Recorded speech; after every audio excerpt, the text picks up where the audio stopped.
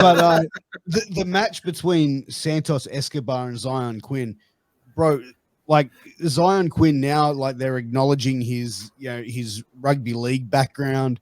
The match itself seemed, okay.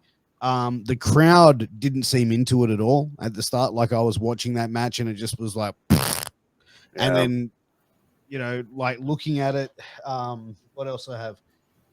Another love her or leave her match, because that's basically what it was. And we saw that how long ago with Johnny Gargano and Indy Hartwell and Dexter Lumis and that whole thing. Like, bro, that was like what, less than 6 months ago?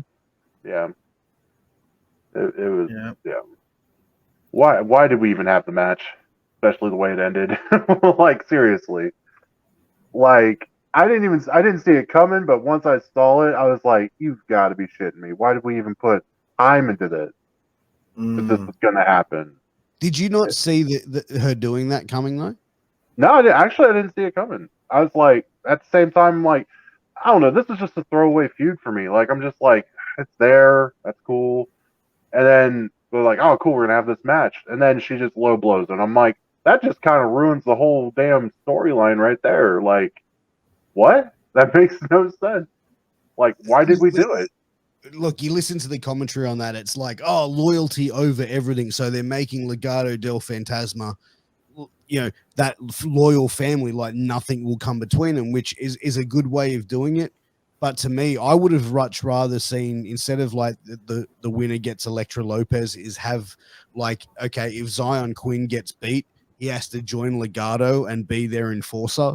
And then like, she costs it, and you can have that sort of tension between her and Quinn until it builds up, and then you can have like end up having like a huge blow off match with Escobar down the line. I think that they could have done, I think there's a much more bigger storyline that they could have done there with that. And like, what are they going to do with the two guys anyway? You know what I mean? Right.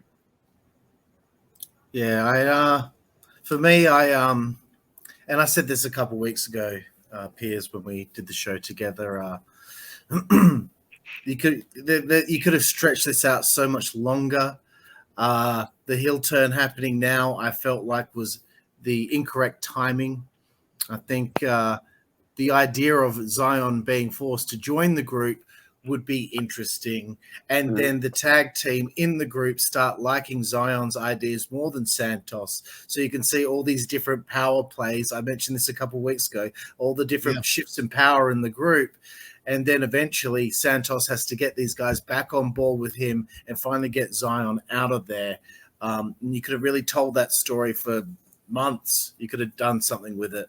And Zion being reluctant to be in the group, but at the same time, his woman is there. So she's calming him down anytime that there's a disagreement or whatever.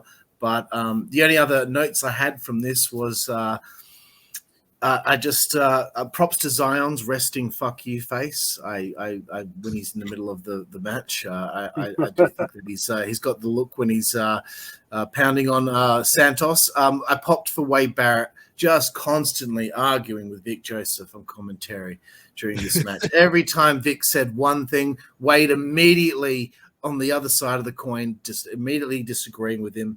I think if it wasn't for Taz, he's probably the best color guy going in wrestling right now, from my perspective.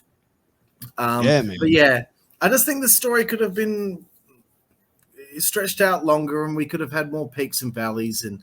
And I just thought right at the end there was very artificial how they just stood there posing after the match, while Zion is hurting in the ring. Just typical kind of WWE style. The four of them standing side by side. I will say this: it was pretty funny when after she low blowed Zion, he just looks up at her like, "Huh?" I'm like, yeah, dude, what are you doing? You just got hit in the nuts. Like, wait a minute, what'd you do that for? And I'm like, exactly. You just got hit in the nuts, bud. Like, what are you doing?